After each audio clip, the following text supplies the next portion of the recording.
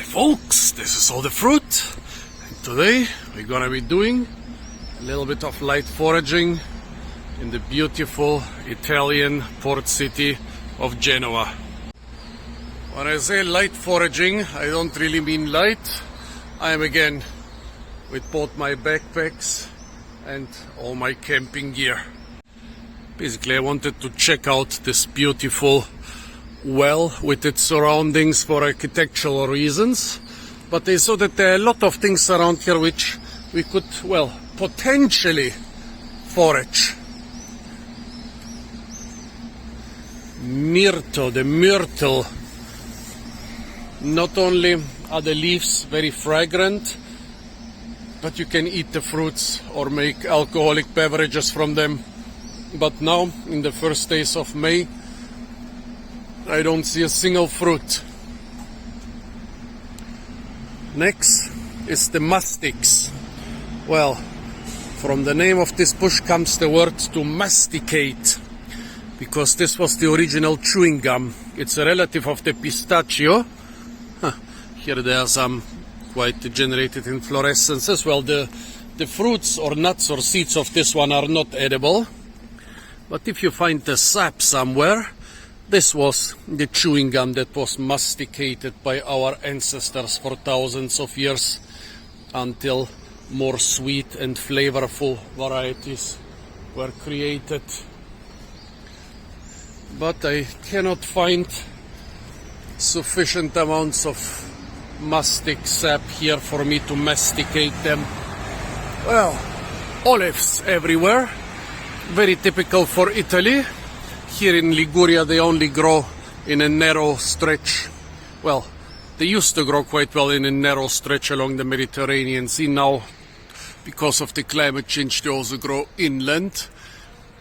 There could still be some somewhere on the trees, but old varieties are basically not edible without any processing.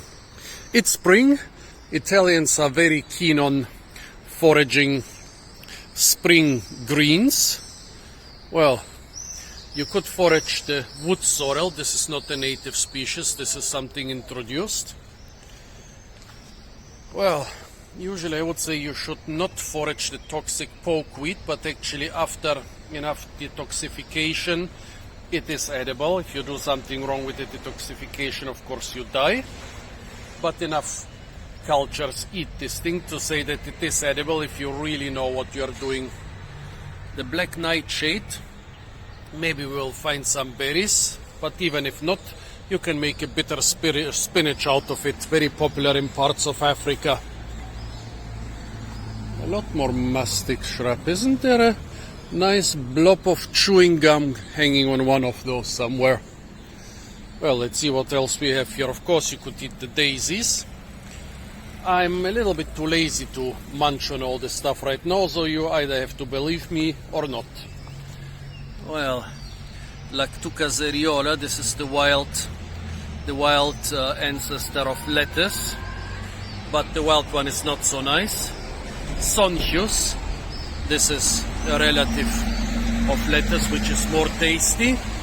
Also, you could eat this chamomile relative down here.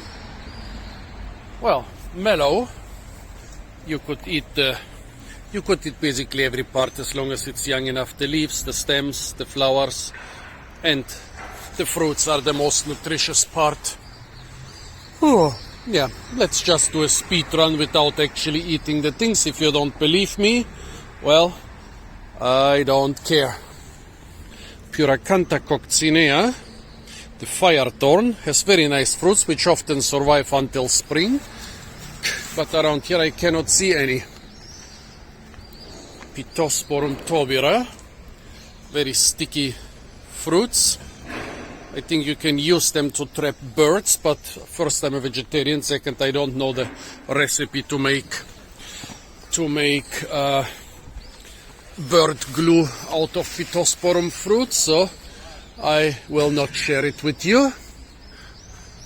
Parthenopsisus, a relative of the grapevine, however the small grapes contain too much oxalate.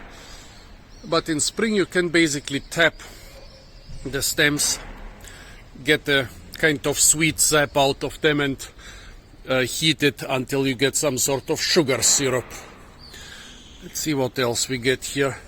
Here we have another species of wood sorrel, also not a native one. You can eat it, just don't eat too much of it or you get kidney stones. Oh.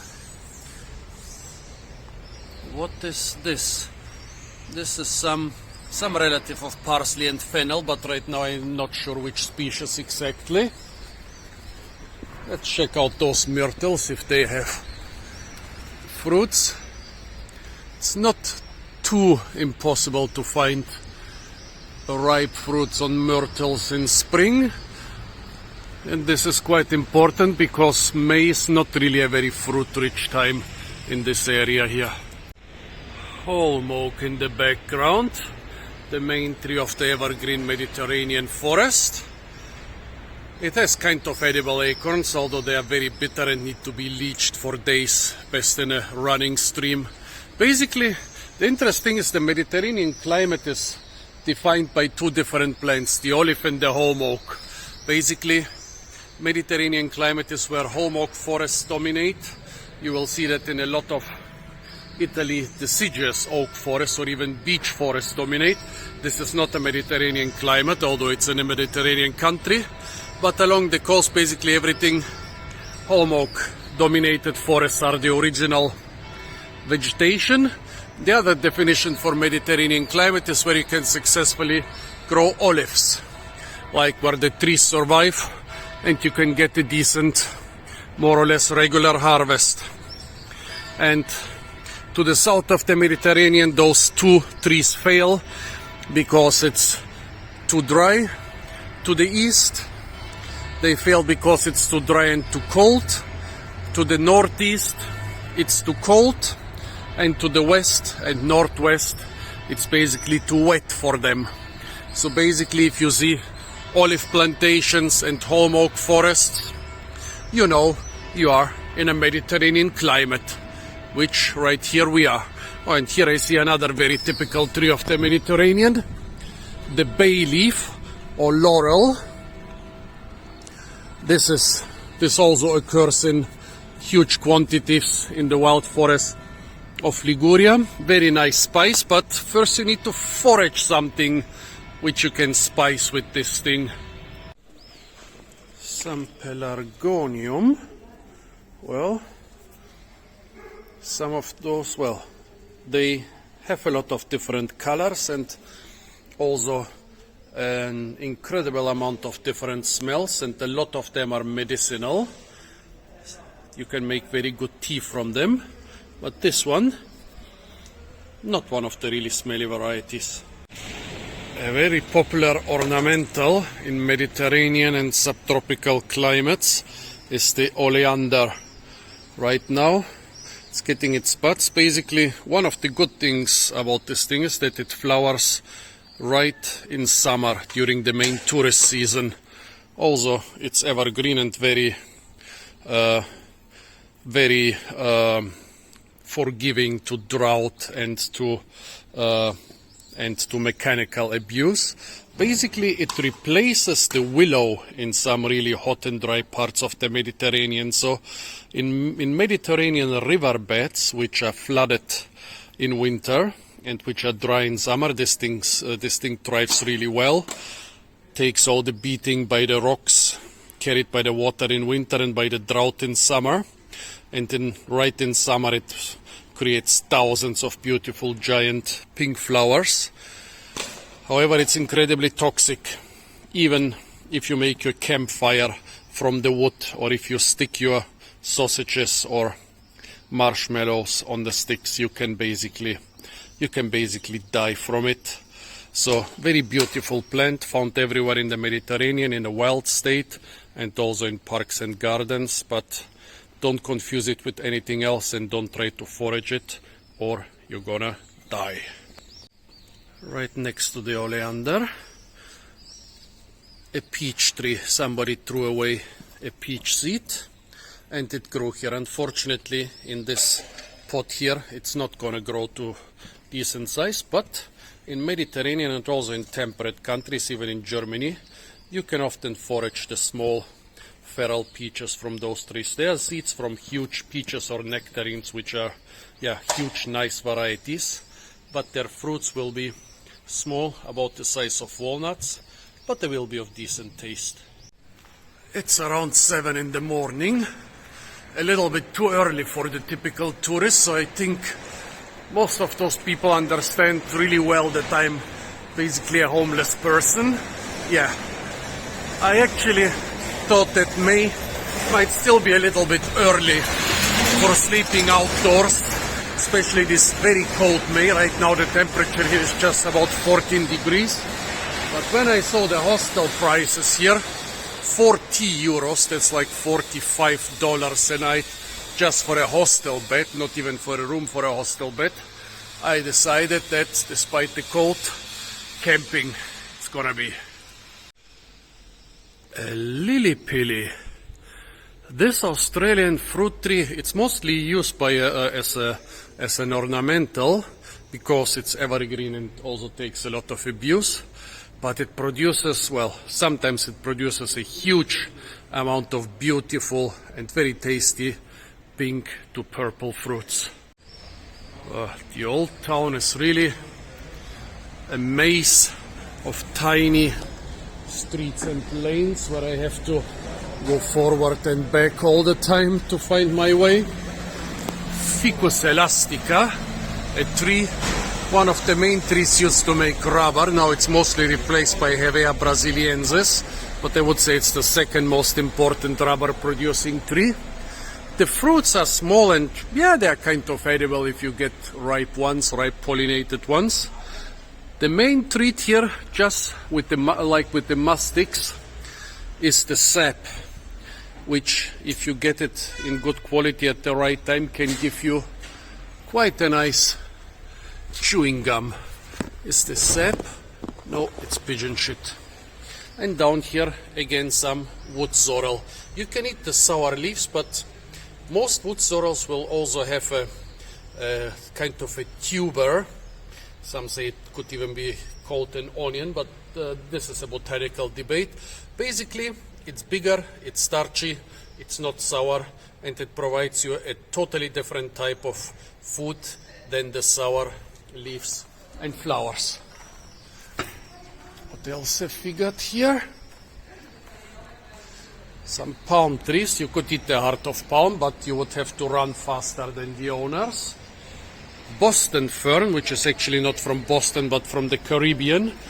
You can eat the small, well, tuber-like nodules in the ground. They are not too nutritious, but they are edible.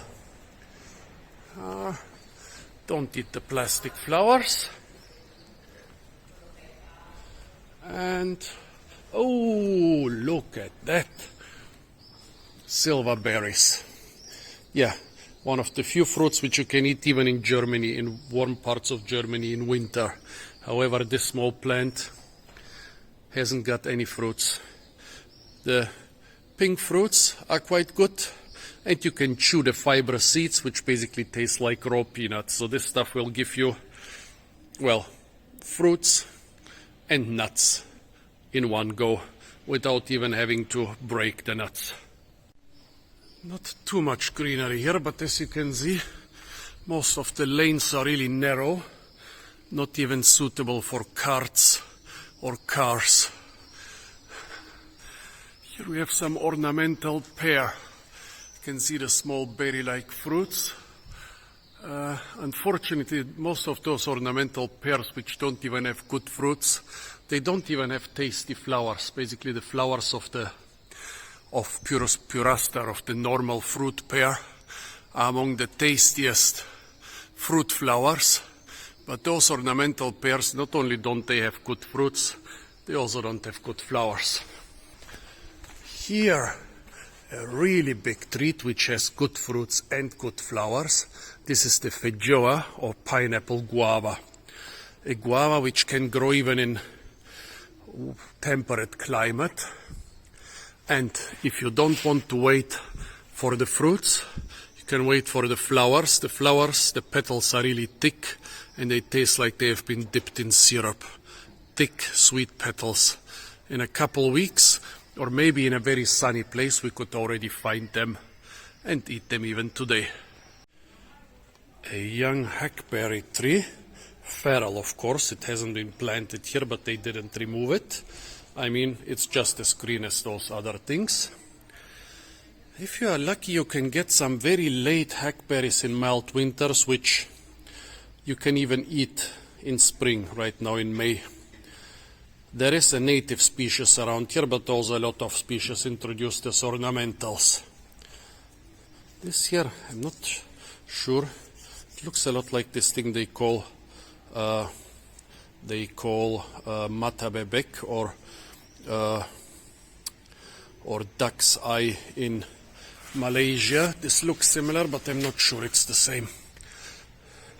Here we have a hibiscus, Hibiscus syriacus, although this stuff probably comes from Syria. It's the national flower of Korea. It's also one of the few hibiscuses which can grow perennially in temperate, even in pretty cold climates. And you can eat the young leaves and especially the flowers and fruits. But the leaves are infested with aphids, while the flowers and fruits are not present. Quite a tasty stuff. When I was in kindergarten, everybody told us those are poisonous, but we ate the fruits and pretended they are little cobs of corn. We survived despite everybody telling us they are poisonous, and now I know they're not poisonous at all. They're actually good to eat. What we did with our childish intuition. But don't do this, folks. Don't eat stuff if the adults tell you this is poisonous and will totally kill you. This place must be really scary at night. The biggest port city in Italy. Those narrow lanes. Imagine walking around here at 3 in the morning. I would crap my pants. And imagine guys half my size or twice my age, or women in those narrow lanes. Well, fortunately it's early morning, so everything's fine. A grocery shop. Most of the stuff is locally produced, even now in spring.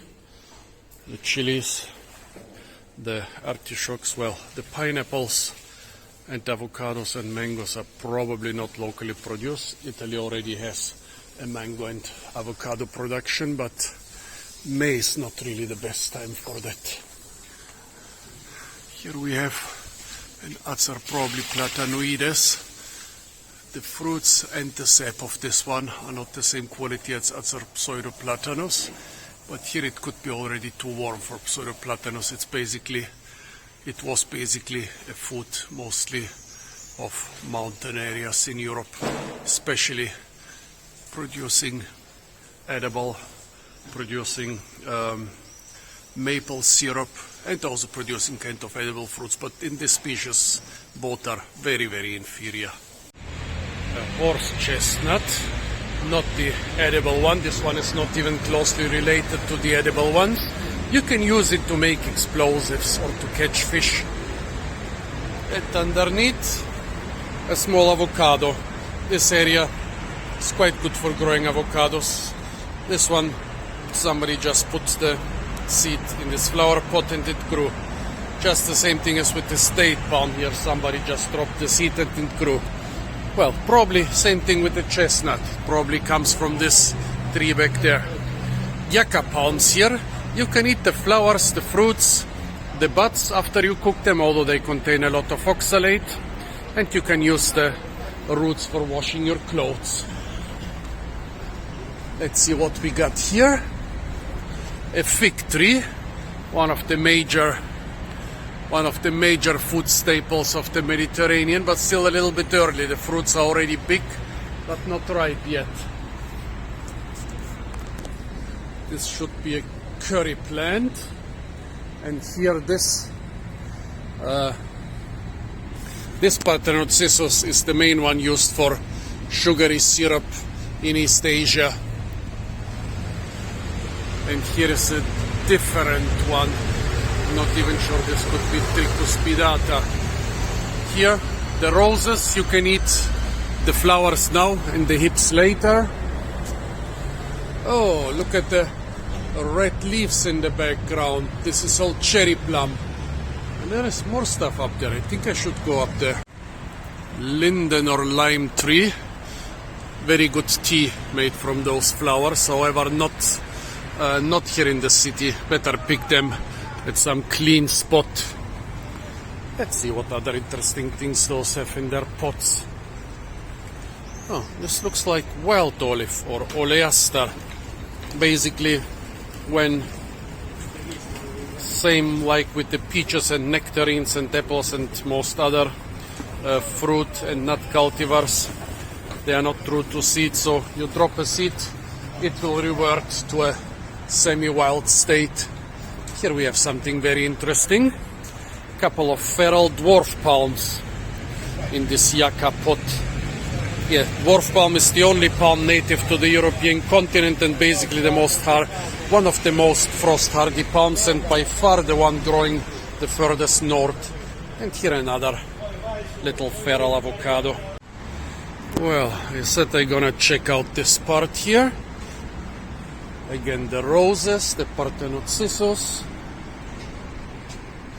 a magnolia. The fruits are toxic, but you can eat the flowers. Couple other maples, hornbeam. Yeah, here are the cherry plums. Very hardy plant and good fruits. A barberries, however, this is one of the bitter ones, so not good for food. Roses, always good for food. Not many edible things. Not many new additional edible things. Eucalyptus or gum tree, it's toxic but good for fighting infections. Here we have a pomegranate. Beautiful flowers and tasty fruits, but not yet. And that's it up here, it seems. Opuntia ficus indica, the most important cactus fruit in Mediterranean areas. The fruit are the main treat, however you can also eat the flowers and you can eat the young pods. Those small ones, if they grow to 4 or 5 times the size, they are good to eat. What else have we got here? Well, a lemon tree, but we're gonna look for a better looking one. Some loquats planted from seeds in a pot. A grapevine, also feral, also from seed. And here, a giant variety of the myrtle. You see how the leaves are 2 or 3 times the size? Well, sometimes the fruits also of gigantic proportions and quite tasty sometimes. Here, a beautiful apricot in a pot right in front of all those Pittosporum. Couple bigger pomegranates, but no flowers yet. And here, a street with a lot of citruses in pots. However, those don't look too great. I see 30 or 40 plants, but no fruits and almost no flowers, and some of them don't even have enough leaves. Date palms. This is the African date palm. Let's see, can I find somewhere a Canary Island date palm? Nope. Those are the African Arabian ones from which the actual dates are coming.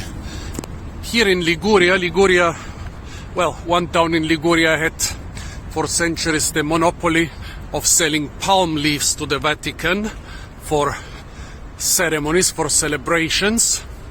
So the palm was grown here for its leaves, not for its fruit. It's a desert plant. The Bedouins say the date palm wants its feet in the water and its head in the fire. That means it grows in oases if there is surface or even underground water, but it needs a constantly hot and dry climate because the dates, they will rot on the tree if they get some rain. That's why here in the Mediterranean winter, fruits will not survive. Here in the Mediterranean summer you can get good fruits, but most of the fruits get spoiled during the winter. So a really peculiar area here where the date palms are commercially grown for their leaves, not their fruits. I read about this biosphere in the Genova harbor. Maybe I should check it out. Pretty much everybody says this biosphere is not worth the €10 entrance fee. Some even go as far as call it a scam. It's basically a small round greenhouse where you, as I said, pay €10 and then go inside and play with the parrot. Well, basically the idea is the Biosphere 1 supposed to be our Earth, and an experiment called Biosphere 2 was created. I think it was somewhere in America, where they made a huge sphere which they closed hermetically and tried to create some ecosystem inside. The ecosystem couldn't achieve equilibrium. I think at the end only the rats and a couple plants survived and everything got destroyed. This here is basically a piece of art, a circular greenhouse where, as I said, you can go inside, walk around for 2 minutes, play with the parrot. The plants inside don't look too interesting. Ficus lurata, Ficus benjamini. There is some other ficus like Moreton Bay fig or what. Another Ficus benjamini, even with fruits. So not even interesting plants. So I'll save my €10 for breakfast. Also, folks, please forgive me that I'm not eating all the stuff I'm showing to you right now. I don't really feel like it. After a very hard work week, I traveled all night. This week I was cutting grass all day to finish as much of my work as possible to be able to go on holidays. Then last night I traveled from like 8 p.m. till 7 a.m. I just arrived in Genoa less than an hour ago. Not even too tired right now, but the fatigue will kick in very soon. Yeah, right now I feel like doing videos, but I don't really feel like eating too many forage things, so you either have to believe me the stuff is edible, or you don't. However, it was totally worth coming here, not only for the slightly warmer weather and for the fruits. Italy is incredibly beautiful. However, here the beautiful and the ugly are always close together. The beautiful houses of the old town, in front of them this bridge. Don't even know what to say about this ship here. Oh, the pigeon in the mouth of the statue is a nice detail. Don't even know if this ship is some old pleasure barge of the Princess of Genoa. It looks pretty old, but I think it's should be some sort of tourist replica, is it? Well, it definitely looks a little bit over the top. Over there, Opancia di Leni, is it? Oh, no, this is not Opancia di Leni.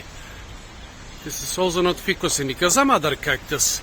The pots definitely look edible, but I don't even know if the fruits are good. And behind it, a loquat hanging full of tasty ripe fruits. Here a nice old grapevine. Oh, wait, here is one of those cacti. It will start blooming very soon. The flowers are edible. The fruits, no, it's not Ficus indica and it's not Tileni. It's something different. Similar to Ficus indica, but not really Ficus indica. Can I see old fruits here?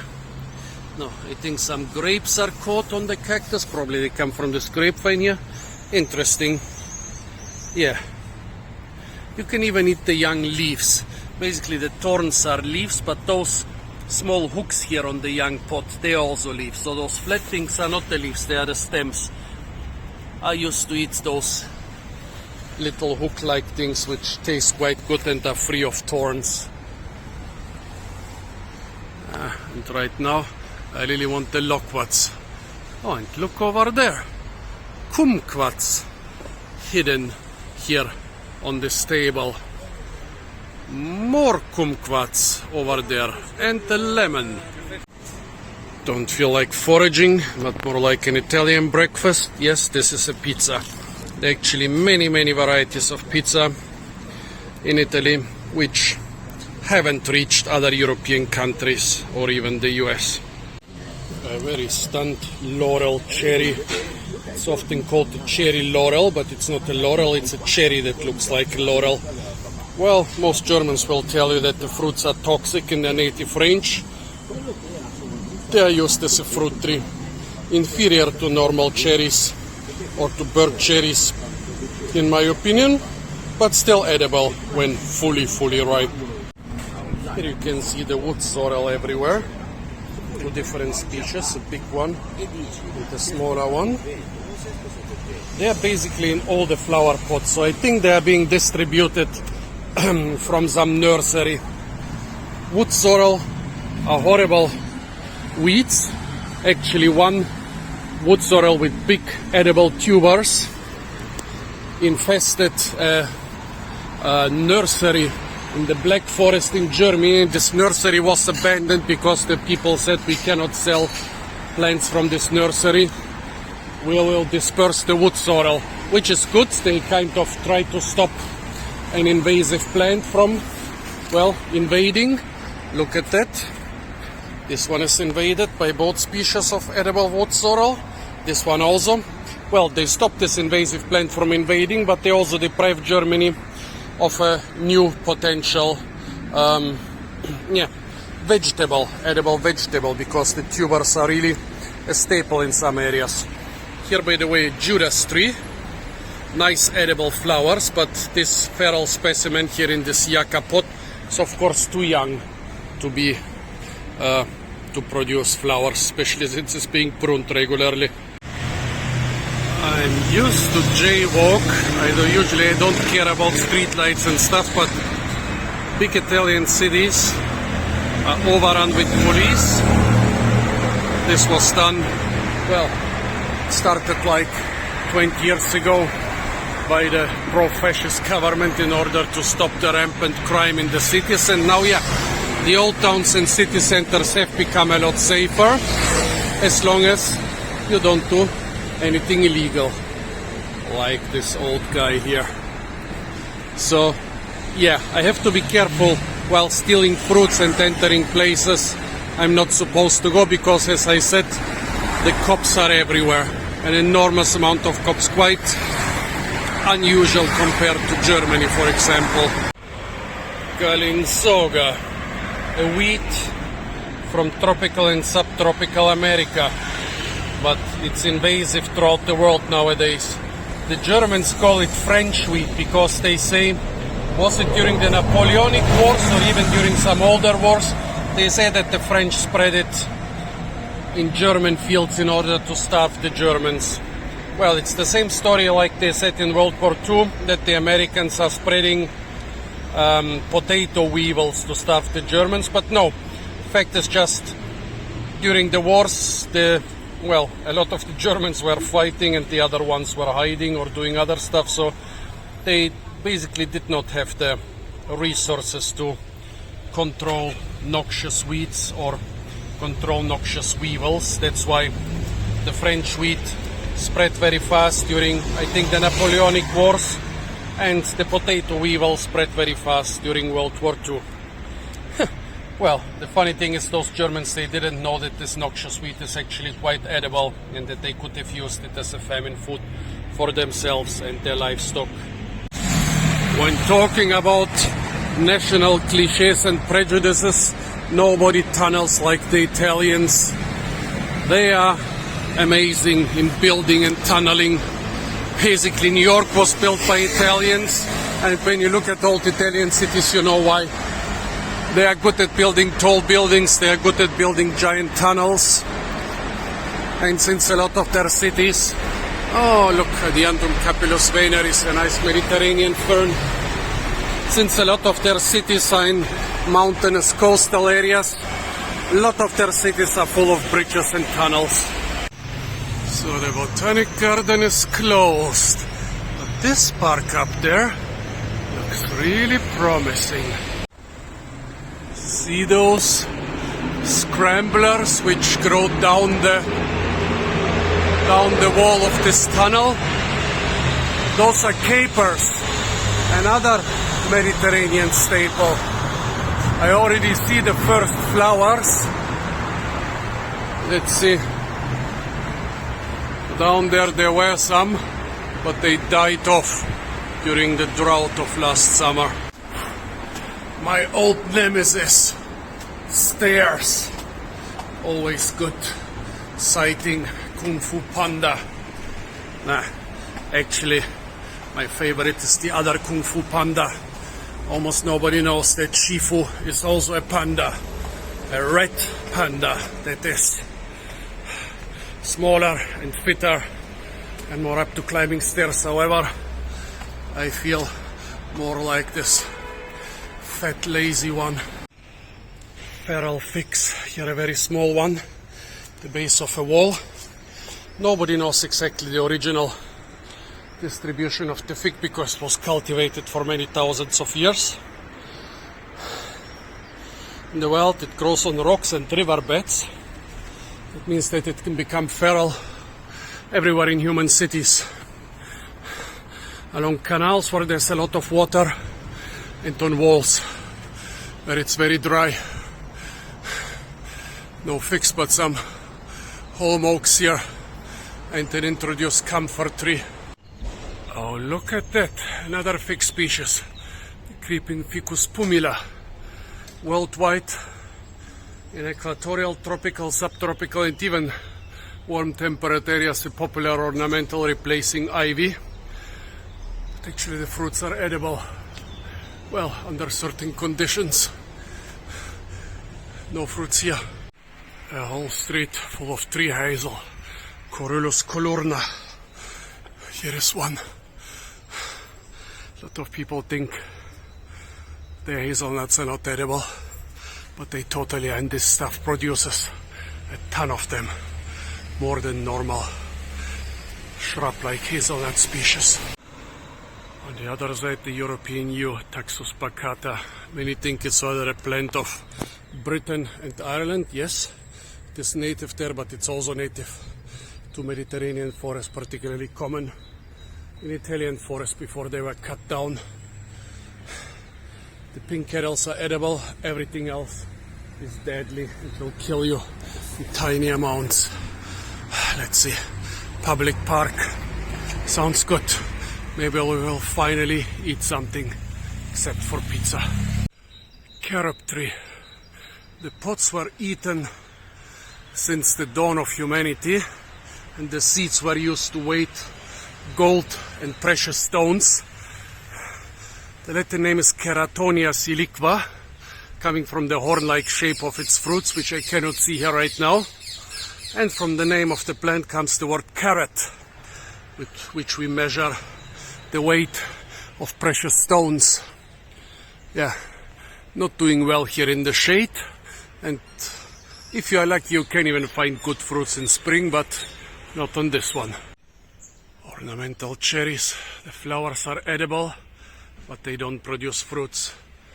Bred especially for city conditions where you don't want the fruits to mess up your streets. Fraxinus ornus, the mana ash, a plant adapted to the harsh conditions, harsh droughty conditions of Mediterranean cliffs. Some sort of insects on it produce edible stuff, which, like many other insect products from trees, is called manna. The manna featured in the Bible, by the way, doesn't grow on this species, but probably on a desert tamarisk. And here, a feral stand, quite a big feral stand of European dwarf palm. Those are not wild, neither are they planted. Pretty sure they are seeds which came from those trees which are probably planted. The fruits are edible, so are the buds, so are the flowers, but all of them are more or less famine foods. Still, I would nibble a couple. They are often even edible in spring. Nah, they are a couple, but they are too high. By the way, did I tell you that the Botanic Garden is closed today? When I almost arrived there, I remembered there is a thing called Google and checked. It's closed all the weekend. For that, you get a nice view over the city. Beautiful old town with the more ugly modern stuff around it. Down here a citrus collection, mostly bitter oranges, a couple lemons and grapefruits. Here a kaki and an old fig. Let's see if I can get down there. Some bigger specimens of creeping fig taken over this wall and taking over the trees. However, I don't see fruits. Not that they will be edible in that stage, but I would like to show them to you, but maybe it's the wrong season. Here, a camphor tree. I think it's a camphor tree. Well, we can find out. Yeah, it's a camphor tree. It smells like camphor. Those fruits of the European dwarf palm are rotten. Area videos are well. I think, could this be the access to the citrus garden? Well, if it is, it's closed. Those carob trees look better. They even have a lot of fruit hanging on them. No low-hanging fruit. Some of them still look quite shiny. They could still be edible and tasty. And here, hidden behind the palm, is a chili tree. Since the climate here is not so chilly, the chilies actually survive the winter and become little trees. Look at the typical Solanaceae flowers. However, the fruits don't seem to be in season here. Of course, the loquat is behind closed doors. This is some pale loquat variety. They are not completely ripe, but even when they are ripe, I think they will be yellow and not orange. And what is this here? Wait. This is getting interesting. This looks like young peaches or nectarines, but why are they already changing color? They're far too small to do that. Oh, and here, by the way, more chili trees. Or could those be tomato peppers? A pepper which looks like a tomato. It's also possible. This was probably planted. And this one back there, I don't know if it was planted or probably escaped from a fruit a bird ate. And here the Judas tree, already finishing. No, wait, just starting its flowers. Wait a moment. In Germany, those things were flowering weeks ago. Oh, no, okay. Finishing already the young pots. Now, I'm that shocked because we had a condition which is not so unusual in spring. In Germany, it was quite mild, even in the late evening, around 10 p.m. Then we crossed the Alps at night. So at 1 to 3 a.m. we opened the windows of the car frequently and it wasn't cold. And then we crossed the Alps, we crossed the Po Flat. And then when we approached the warm Mediterranean, it got so cold, 9 degrees. In the Alps, I think it was 16 or 17. So right now in the Mediterranean, we have a horribly cold air. While in the Alps, for different reasons, don't eat me, there is hot air. So I was afraid that this stuff was ripening late, but no, everything seems fine. Even the dogs are not eating me. Here we have a Solanum, which survived the winter. Which one is it? I don't see ripe fruits. Here is an unripe fruit, probably it's Solanum nigrum. Here is, yes, those things are the tomato peppers. Look, little Solanum peppers, which look like tomatoes. I think they're edible, but they're mostly ornamental. Here's some other Solanum, which I cannot identify with the long leaves. Maybe those are young feral plants of the... Yes, I think they are. Look at that. The flowers look exactly the same as in the old plant. Here's some older Solanum nigrum, but still no ripe berries. The green berries are eaten in some cultures, but for my palate they are one of the most disgustingly tasting fruits. However, the ripe ones are quite tasty. And yes, the citrus garden is closed right now. And here hundreds of green Solanum berries, but not a single ripe one.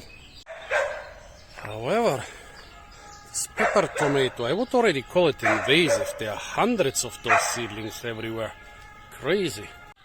Elderberries, or elder flowers in this case. The elder bush is one of the most important plants in European, especially in Germanic folklore. But apart from that, you can actually eat the flowers and you can eat the fruits. You just need to heat the fruits first, or you'll start returning them to the world from all your orifices. Yeah, you can make good stuff from the fruits and good stuff from the flowers.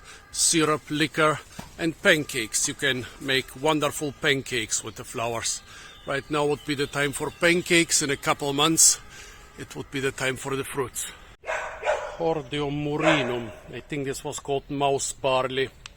Species is too small to be of use to the humans, despite it being edible. The corns are too small, that's why it's called mouse barley. It's an important climate indicator. Here in the Mediterranean it grows everywhere. In northern Germany it used to grow only in cities. It's an indicator for city climate. In southern Germany it's an indicator for village and city climate. Here in the Mediterranean you don't even need a city, it can grow out in the open countryside. Yeah, relative of barley, but as I said, far too small to be of any use, of any culinary use to humans. What is this vine here? It's definitely not native. Could it be a passion flower? This looks interesting. Or could it be something else? I mean, the tendrils look a lot like a passion flower, but as long as I don't see the flowers... Oh no, I don't think it's a passion flower. The buds are far too small. Here, by the way, the juvenile stadium of the creeping fig. In this stadium it doesn't produce any fruits yet. Camellias, relatives of the tea plant, technically edible, but the ones I tried were too bitter. And those are just buds, they haven't even started flowering, and the plants, they don't look too good. Chickwheat, one of the best wild salads. Whenever you don't have frosts and enough rain, you can eat it throughout the year. Also, most wild salads are too tough and too bitter for modern people, except in a very short time of a couple weeks, usually in spring. This one here, it never gets too tough and too bitter, so even when it's quite mature like this one, it's still edible. Has a wonderful taste. One of the most valuable wild salads in temperate and warm subtropical areas, I would say. And here a third species of invasive food, sorrel, also totally edible, but as far as I know it doesn't produce edible tubers. You have to eat the sour leaves and flowers. Finally, mulberry trees, one of the few fruit species you can forage in spring in the Mediterranean, and despite being just small plants in pots, they're hanging full of ripe fruits. Look at that. Tasty. This is the white mulberry. Despite being black, the species is the white mulberry, although I kind of suspect that the black genotypes of the white mulberry might have some genome from the black mulberry, because the leaves are a bit more sandpapery, and some of them have a little bit of sourness, which is typical for the black mulberry. Those here have just a tiny bit of sourness, but even more important than that, they have quite a strong mulberry flavor.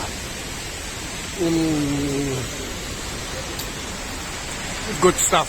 Finally something edible within reach. Crategos, most probably Cruscali or some very closely related species. Well, Cruscali and the other species from the group have quite tough and not very sweet fruits, more a famine food. Other hawthorns are really delicious, like the Chinese or the Mexican hawthorn or Crategus pedicellata, but this one, as I said, more like a famine food. But quite starchy, so I guess you can make flour out of the fruits once they appear and ripen. I'm a little bit disappointed. My trip through Genova is approaching its end and I couldn't forage any loquats or citruses or domestic pines. Up there I see one. I didn't dare to dream for bananas or white zapotes or rare stuff like that, but at least the normal stuff. Come on, folks, where is it? Well, definitely not here on the main street of Genova. Oh, what's this market? They are selling veggie plants, eggplants, cucumbers, cucumbers. Carolina Reaper. Be careful with this stuff, folks.